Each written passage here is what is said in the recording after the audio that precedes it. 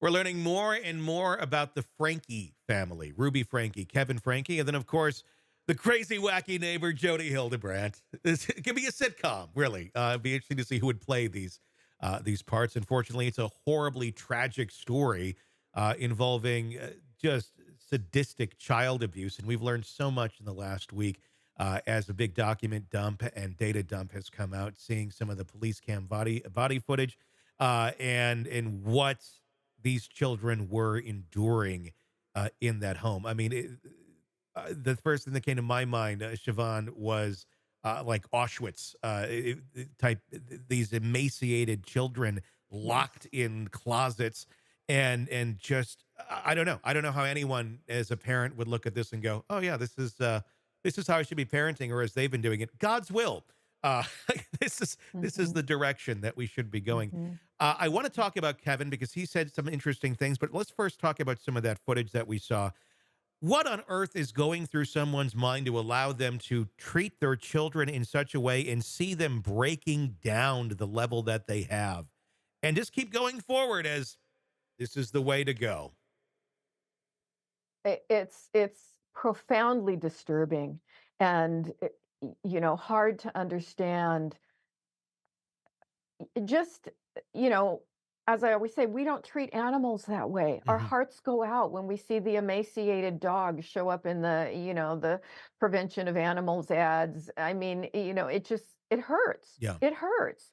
And so what is missing in a person that they don't have the normal response to seeing their kids suffer? Exactly. And what I'm kind of shocked by is I've listened to all the Ruby phone calls, and the initial ones were very much, I'm so misunderstood. Nobody gets me. Yes. Nobody understands Jody, poor Jody as well. And by the end of the phone call log of stuff, she's very much on the opposite end of it, going, "Did you see they arrested Jody? Yeah, I'm so Mhm. glad I'm not by her anymore." Mhm. Can you talk to that at all of just how one can flip their outlook so quickly? But yet stand by this horrible behavior and still believe it, but then kind of slowly drift herself back away from it. Mhm. I don't know if it's an act or this is some sort of, messed up mental state that one is coming out of.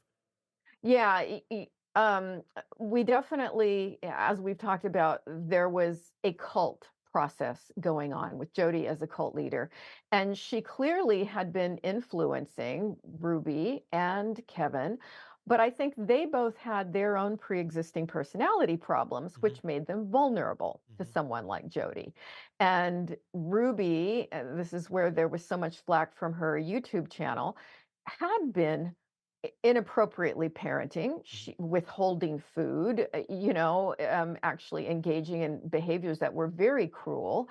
She didn't have a sense of empathy for her kids. Not, I mean, who withholds food from 6 and 8 year olds? Yeah. I mean, so her thinking was off. And her sense of attunement and compassion for her kids was off. And in one of the interviews I watched about Kevin, Kevin was saying, oh, well, I fully supported the Hmm. discipline, when they were going through this 8 passengers YouTube show, and he was backing her all the way. So, you had a pair of people, a mom and dad, who had a missing piece from the Hmm. beginning, and I think that then allowed them both to be more vulnerable to Jody, and Jody was clearly sadistic. I mean, there was Yeah. so much wrong with her. Let's talk about the interesting dynamic there and about Kevin a little bit in this case of Ruby Frankie and Jody Hildebrandt. Uh, One of the things I've been finding interesting is just knowing how the Mormon belief system works. Is the male is usually the head of it. What they say goes. It's how their Yeah. doctrine and such works. Um, that's not been the case here at all. Kevin has always kind of been in the background of a lot of these things, kind of just going along with whatever. And Yeah. Ruby really kind of calling the shots to the extent that she takes the kids away and goes and lives with Jody, but yet there's still these practicing Mormons, yet flying in the face of what their belief system is. And no way am I saying that the man needs to be that. I'm just saying how their system Yeah. works and Right. how what they're doing was contradictory to what they were professing to believe. Right, right. It's really interesting. The thing that I thought was so profoundly bizarre from the beginning with this was the fact that he had moved out of the home and disconnected completely Yeah. from his children. You're a dad. How many of us could do that? My kids are in their No. 40s and I still call them once a week, just to know how Yeah. you're doing. Yes. And it's bizarre that he would go along with this plan, apparently dictated by Jody and, Mhm. and then demanded by Ruby, that you go away, you go away. Mhm. And that he would go along with that. Mhm. That again shows, he's an odd guy. He's an odd guy. Obviously, a really intelligent guy. He's got money.